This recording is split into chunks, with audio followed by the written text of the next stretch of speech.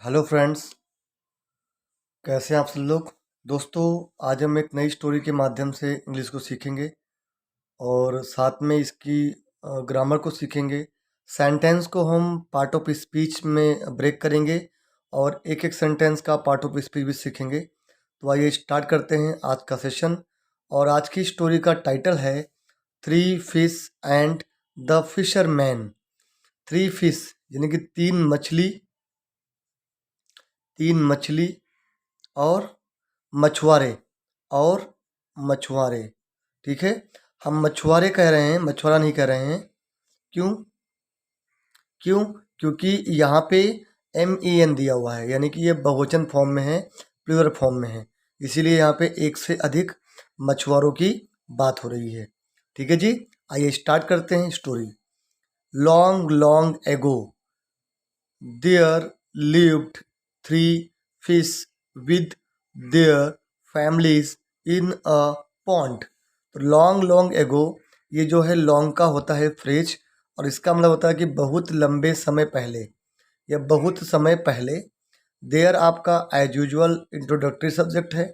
ठीक है, ये मतलब क्या करता है कि किसी भी सेंटेंस ओपनिंग में हम सब्जेक्ट को इंट्रोड्यूस करने के लिए इसका प्रयोग करते हैं। लिव्ड जो है वो LIVE लिव, लिव की क्या है पास्ट फॉर्म है और इसका मतलब होता है रहना।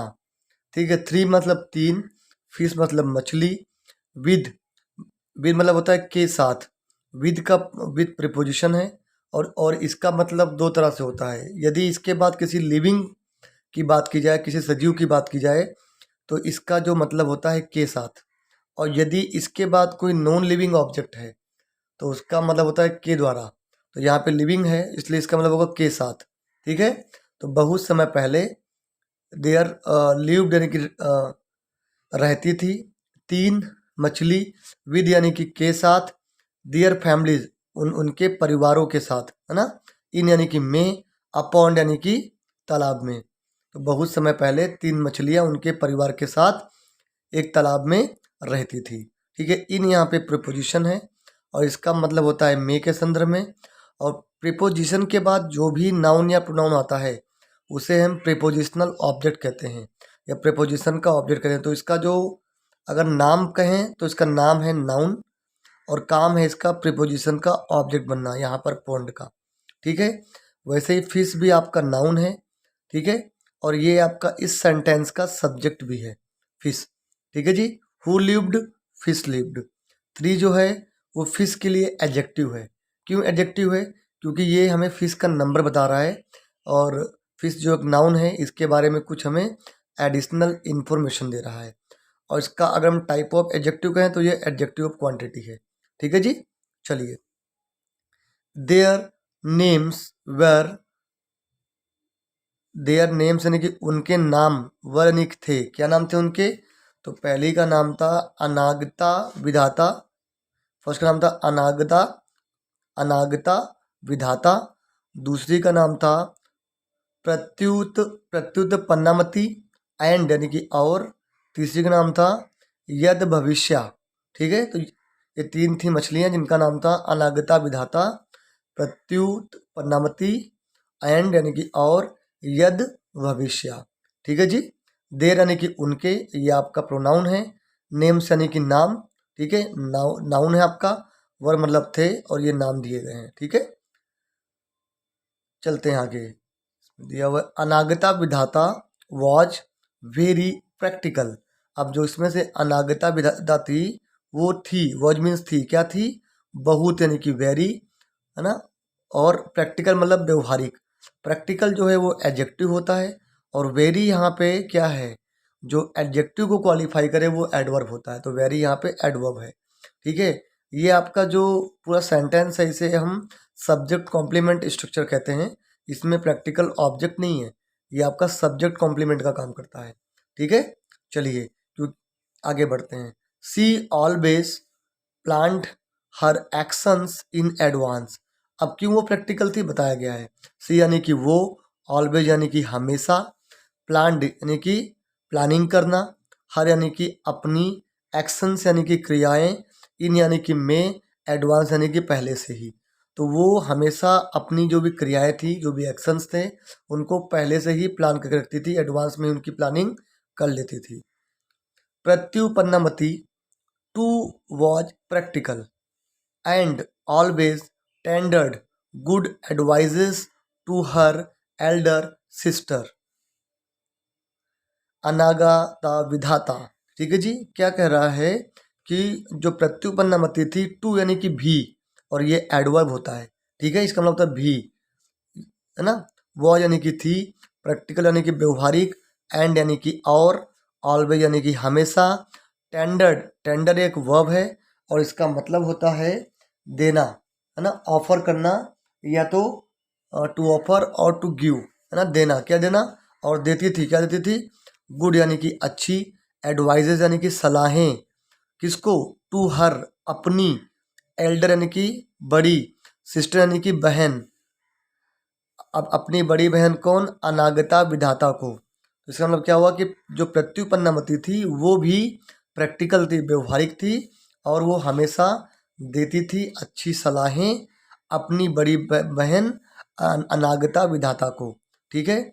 एडवाइजेस यहाँ पे नाउन है, देखिए एडवाइस एज अ वर्ब भी यूज होती है और एज अ नाउन भी होती है।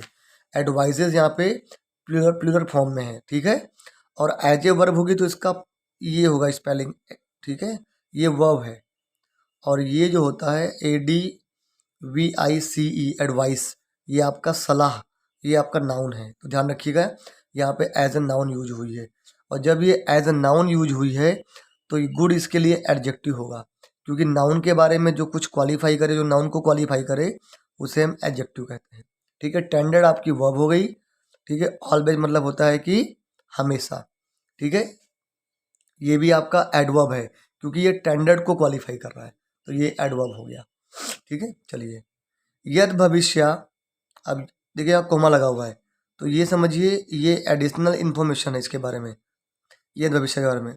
यद भविष्य loved to laze around only, तो ये सेंटेंस पूरा इस तरह पढ़ा जाएगा, Yadbhavishya loved to laze around only. अब इसके बारे में बताया गया है, तो यद भविष्य the youngest of them all, यद भविष्य जो कि सब में से क्या थी, यंगेस्ट थी, सबसे छोटी थी, ऑफ देम उनमें सबसे छोटी थी, है ना। वो क्या करती थी, उसको पसंद था, लव था यानी पसंद था, क्या पसंद था, टू लेज अराउंड, है ना। तो लव टू लेज अराउंड का मतलब होता है, ये एक प्रकार से इडियम है, और इसका मतलब होता है कि मान लो आलसी बने रहना, है ना, टू रिलैक्स आइडली, कुछ काम न करना, तो उसे मतलब क्या है कि आलसीपन पसंद था, या वो दिन भर आलसी बनी रहती थी, वो काम नहीं करती थी।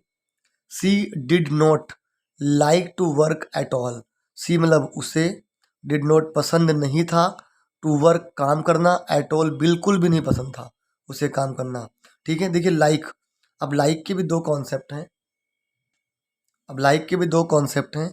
लाइक जो होता है वो आपका एज ए वर्ब यूज होता है और एज ए प्रेपोजिशन भी होता है, ठीक है।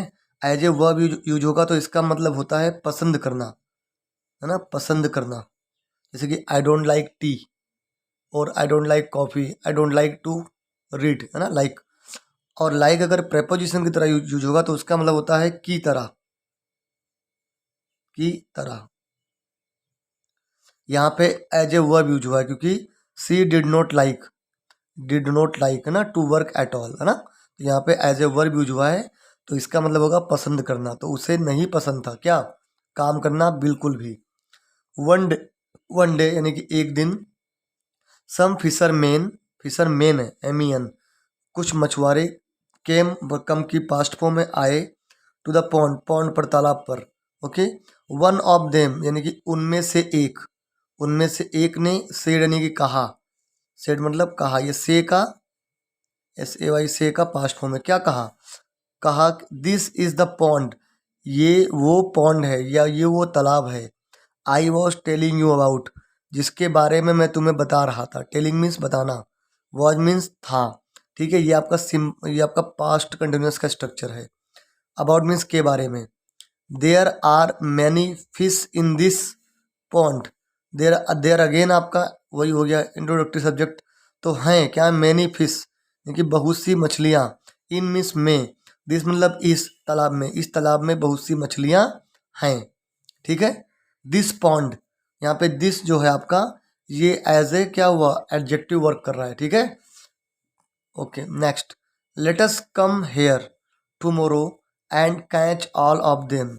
लेट अस कम यानी कि चलो आते हैं, हेयर यहाँ, चलो आते हैं, हेयर यानी कि यहाँ, टुमारो यानी कि कल, एंड यानी कि और, कैच करते हैं पकड़ते हैं, ऑल ऑफ देम उन सब को, उन सब को पकड़ते हैं, ठीक है। आइए नेक्स्ट पेज देखते हैं।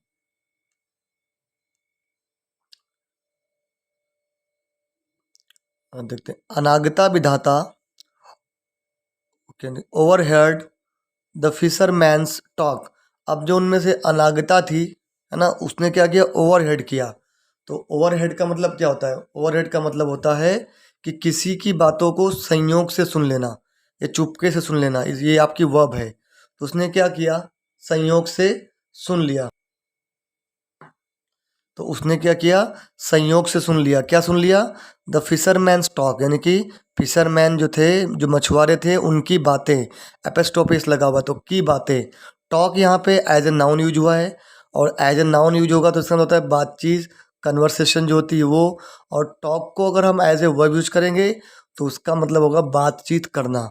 और यहाँ पे ये नाउन की तरह यूज हुआ है ना, क्योंकि ऑलरेडी एक वर्ब आ चुकी है। क्या आ चुकी है, ओवरहेड, इसीलिए, ठीक है। सी गैदर्ड, तो सी यानी कि उसने, गैदर्ड यानी कि इकट्ठा किया। क्या इकट्ठा किया, ऑल द फिश, सब सब मछली को। Okay, in the pond, pond में यानी तालाब में, एंड यानी कि और narrated to them what she had heard about, और उनको नरेट किया यानी कि उनको वर्णन किया। ओके, नरेट का मतलब होता है कि वर्णन करना। क्या वर्णन किया, टू देम यानी कि उनको, व्हाट यानी कि क्या, सी हैड हेयर्ड अबाउट कि जिसके बारे में उसने सुना था वो उन लोगों को बताया। मछुआरों की जो बातें थी वो उनको बताई। हेयर्ड, हेयर्ड जो होती है वो आपका हियर, HEARE, हियर, उसकी पास्ट फॉर्म है हेयर्ड, ठीक है। सी सेड, अब सी यानी कि उसने, प्रोनाउन है। सेड यानी कि कहा। क्या कहा, इट्स यानी कि इट इज, इसमें इट इज है, इट इज बेटर, ये बेटर है यानी कि ये बेहतर होगा। दैट की we move out of here, we यानी कि हम, मूव आउट यानी कि चले जाएं, हेयर यानी कि यहाँ से, to some other safer pond, ये बेहतर होगा कि हम चले जाएं यहाँ से, टू सम अदर किसी और, सेफर यानी कि सुरक्षित तालाब पर। ये बेहतर होगा कि हम चले जाएं यहाँ से किसी सुरक्षित तालाब पर। ओके, आर लाइफ, इसको पढ़ेंगे आर लाइफ विल, जो आर लाइफ विल, अब देखिए ये इसको यहाँ से पढ़िए। Okay, our life will be safe, है ना, एटलीस्ट। तो हमारी जो आवर यानी कि हमारी, लाइफ यानी कि जिंदगी, विल यानी कि रहेगी, बी सेफ यानी कि सुरक्षित, एटलीस्ट कम से कम, यानी कि कम से कम जो हमारा जीवन है वो सुरक्षित तो रहेगा। एवरीबडी यानी कि सब लोग, एग्रीड यानी कि एग्री का पास्ट फॉर्म यानी कि सहमत हुए। टू दिस, इस, टू दिस प्रपोजल, इस प्रपोजल पर, इंक्लूडिंग यानी कि के साथ, किसके साथ में, प्रत्युपन्नामति यानी कि प्रत्युपन्नामति के साथ और सब लोग भी इस प्रपोजल पर, इस जो प्रपोजल था, जो ये सलाह थी, इस पर एग्री हुए, सहमत हुए।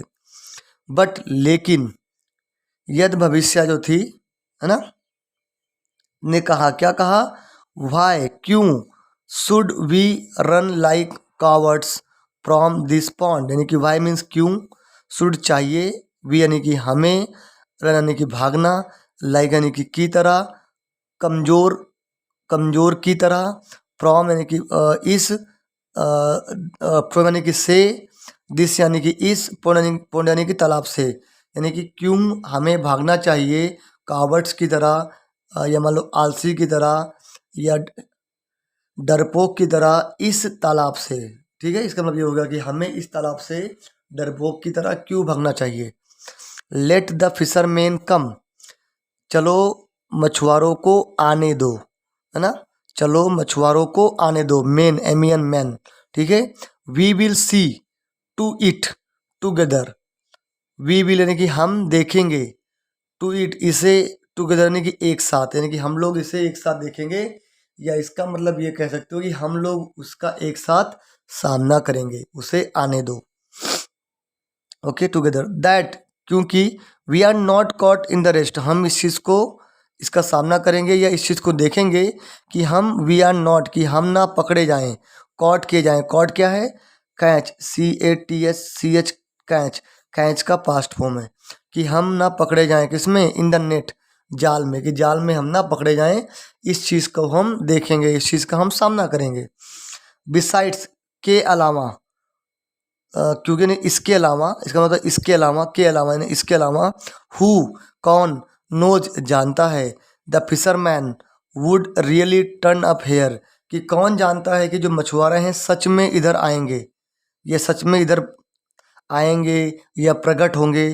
टर्न अप का मतलब होता है कि संयोग से प्रकट होना, है ना। तो कौन जानता है कि फिशरमैन जो मछुआरे हैं वो यहाँ प्रकट होंगे ही, इसका मतलब ये हो गया। आफ्टर ऑल, अंततः, इसका मतलब अंततः यानी कि अंत में, ये भी एडवर्ब है। एवरीवन, सब लोग, everyone has to die one day, यानी कि सब लोगों को एक दिन मरना ही है। हैज़ टू डाई, अगर किसी चीज़ में हम हैज़ टू से लगा के सेंटेंस को क्रिएट करते हैं तो वहाँ पे कंपल्सन की बात आती है कि वो चीज़ होनी ही है, ठीक है। तो यहाँ मतलब यही हो गया कि अंततः यानी कि अंत में सबको एक दिन मरना ही है। सो, इसीलिए, सो यानी कि इसीलिए, ये भी एडवर्ब है। वाई, क्यों, बी अफ्रेड ऑफ डेथ, मौत से क्यों डरना। अफ्रेड ऑफ का मतलब कि किसी चीज़ से डरना, तो मौत से क्यों डरना, ठीक है जी। बट, लेकिन जो अनागता विधाता थी उसने क्या किया, और जो प्रत्युपन्नमति थी, बट अनागता विधाता एंड प्रत्युपन्नमति डिडंट एग्री विद यद भविष्यस आइडिया, लेकिन जो अनागता विधाता और प्रत्युपन्नमति थी वो सहमत नहीं हुई, डिडंट एग्री यानी कि सहमत नहीं हुई, के साथ, किसके साथ? विद यानी के साथ, किसके साथ में? यद भविष्य के आइडिया के साथ में, यद भविष्य के प्रपोजल के साथ में वो सहमत नहीं हुई। They moved out to another pond, they यानी कि वे, मूव्ड आउट यानी कि चली गई, टू अनदर यानी किसी और तालाब में, विद के साथ, किसके साथ में? दियर फैमिलीज, विद यानी कि के साथ यानी कि उनके परिवार के साथ, टू लिव रहने के लिए, विद दियर के साथ, other near and dear ones और उनके दूसरे सगे संबंधियों के साथ रहने के लिए तालाब में चली गई। द नेक्स्ट मॉर्निंग, अगली सुबह, the fisherman came to the pond, जो मछुआरे हैं वो केम यानी कि कम की पास्ट फॉर्म, आए, कहाँ आए? तालाब पर आए। They cast their net in the pond, cast में तो होता है कि एग्जीक्यूट करना, डालना, और उन्होंने क्या किया? डाली, क्या डाली? उनकी नेट, दियर नेट। यहाँ पे देयर जो है बाबूजी वो एज ए एडजेक्टिव यूज हुआ है, ठीक है। इससे है ना, ये आपका पॉजेसिव एडजेक्टिव है, ध्यान रखना, एज ए एडजेक्टिव यूज हुआ है, ठीक है। दे कास्ट यानी कि उन्होंने डाली अपनी नेट, अपनी जाल, इन यानी कि प्रपोजिशन है में, पॉन्ड में, है ना। एंड और, ट्रैप्ड, ट्रैप यानी कि फंसा लिया, किसको फंसा लिया? यद भविष्य को, एंड यानी कि और, हर फैमिली उसके परिवार को, अलोंग विद के साथ, ये भी प्रिपोजिशन है, किसके साथ फंसा लिया? A large number of other fish living in the pond, और बहुत सारी और भी मछलियों के साथ जो कि रहती थी, लिविंग मीन रहती थी, इन द पॉन्ड जो कि पॉन्ड में थी या पॉन्ड में जीवन यापन कर रही थी, उन मछलियों को भी इनके साथ फंसा लिया, ठीक है। स्टोरी का मोरल क्या है? ऑलवेज प्लान करना है, always plan your future intelligently, हमेशा अपना जो फ्यूचर है उसकी प्लानिंग हमें बुद्धिमत्ता के साथ करनी है, इंटेलिजेंटली करनी है, ऐसे बेवकूफ़ी नहीं करनी है। क्योंकि जो यहाँ पे यद भविष्य थी वो बहुत ही आलसी थी, तो उसने सोचा कि मैं यहाँ से मूव होके क्यों जाऊँ, और लास्टली वो मारी गई, ठीक है। इसीलिए हमें अपने फ्यूचर को बढ़िया से प्लान करना है, अच्छे कंटेंट देख के ही सब्सक्राइब करना है, ठीक है दोस्तों। तो आप लोगों को अगर कंटेंट पसंद आए तो प्लीज़ सब्सक्राइब कीजिएगा, और अपने फ्रेंड्स को भी शेयर करिए, ताकि वो लोग भी इस चीज़ का लाभ उठा पाएँ और मुझे इससे मोटिवेशन मिले। Thank you very much friends, कल फिर मिलेंगे ऐसे ही एक अच्छे सेशन के साथ में, जो आपको इंग्लिश में काफ़ी फ्लुएंट बनाएगा। Thank you very much for watching.